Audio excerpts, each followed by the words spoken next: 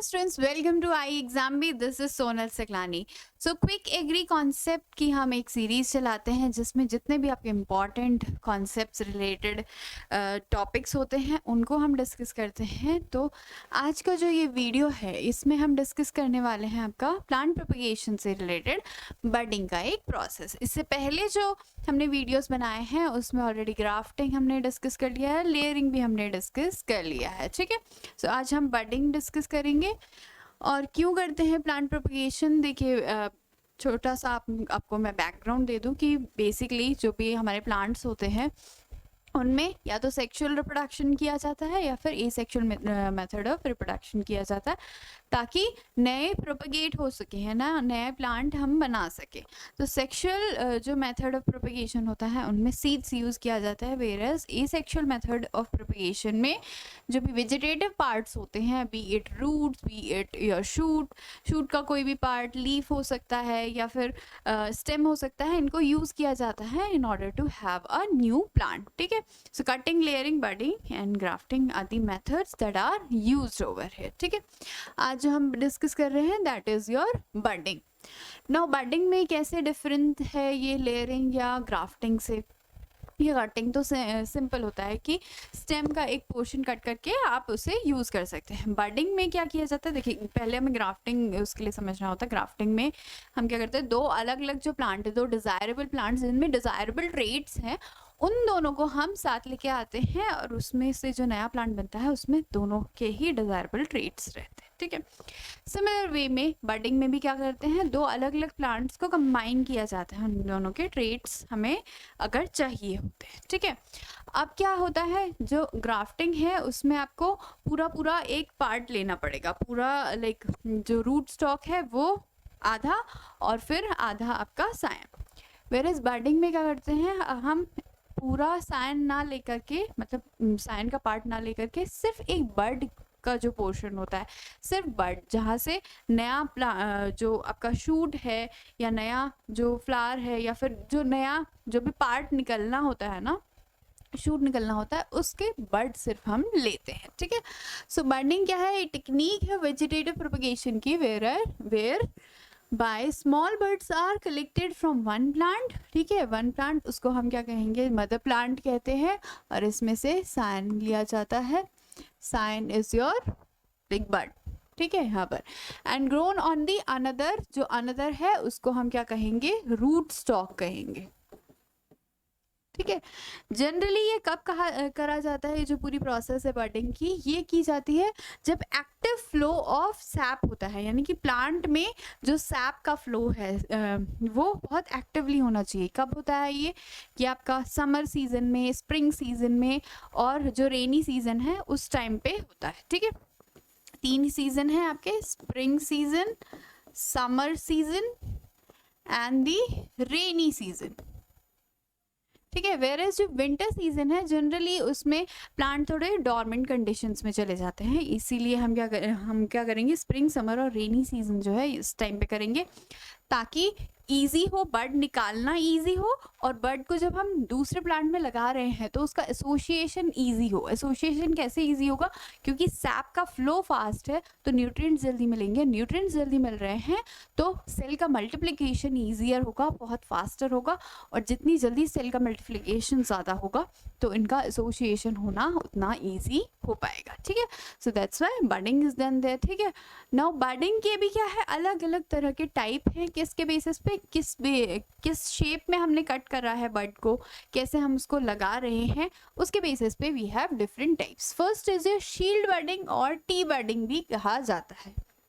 ठीक है, शील्ड क्या होता है, शील्ड आपने ऐसा देखा होगा, जो वॉर होते हैं उसमें एक शील्ड यूज़ की जाती है सेव करने के लिए, तो उसी शेप में जब हम ये बड को कट कर रहे होते हैं, आप देख सकते हो सिमिलर काइंड ऑफ शेप है बड का. तो बर्ड क्या है, शील्ड शेप में हमने ले रखी है. हमारा जो रूट स्टॉक है वहाँ पर जो कट लगाया जाता है, जो इंसिजन लगाया जाता है, वो टी शेप में लगाया जाता है. ठीक है, कभी ये इन्वर्टेड टी की शेप में भी लगाते हैं, ऐसे उल्टा भी लगाया जाता है किसी चीज़ में. ठीक है, कुछ प्लांट्स में, और कुछ प्लांट्स में ऐसे लगाया जाता है.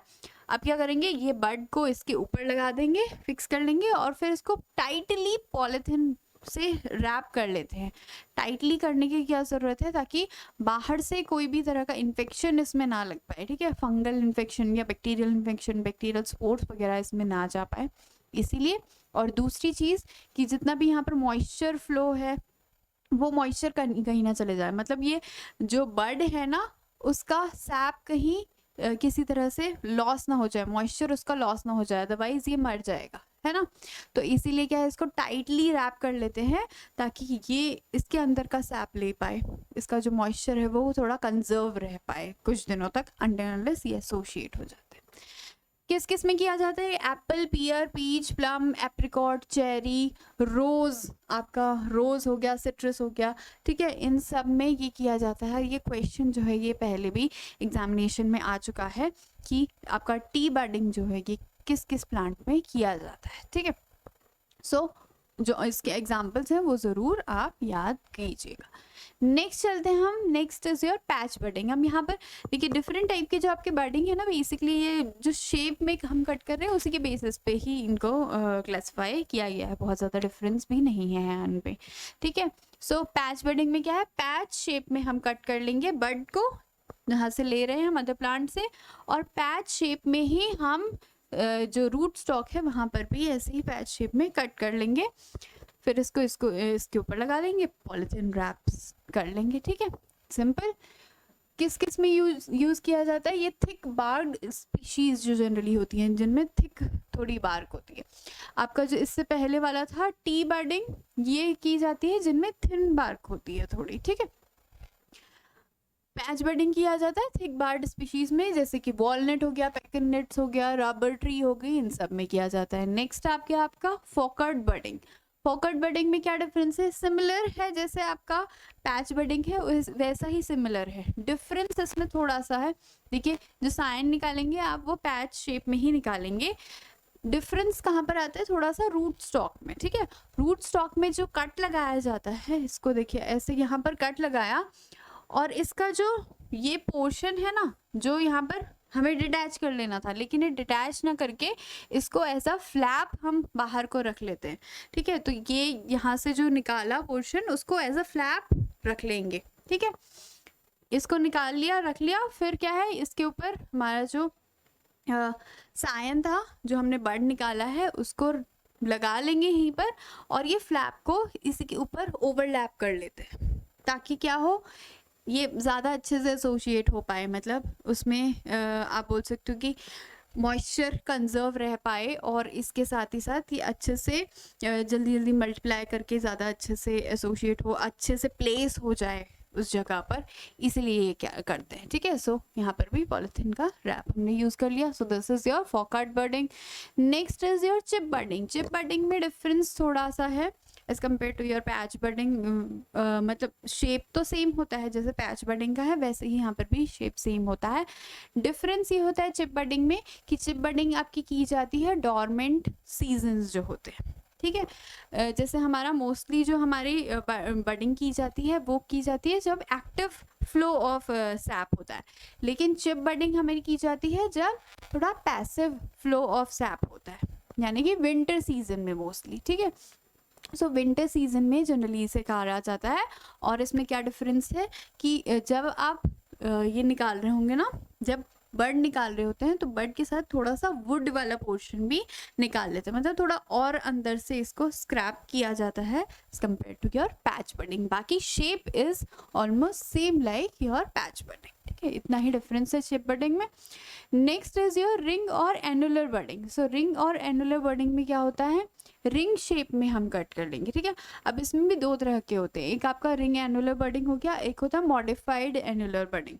तो यहाँ पर जो आपको शो कर रहा है, यहाँ पर ये थोड़ा सा इंसिजन रह गया है ना, ये वाला जो पोर्शन है, ये थोड़ा सा जो पोर्शन रह गया है, ये आपका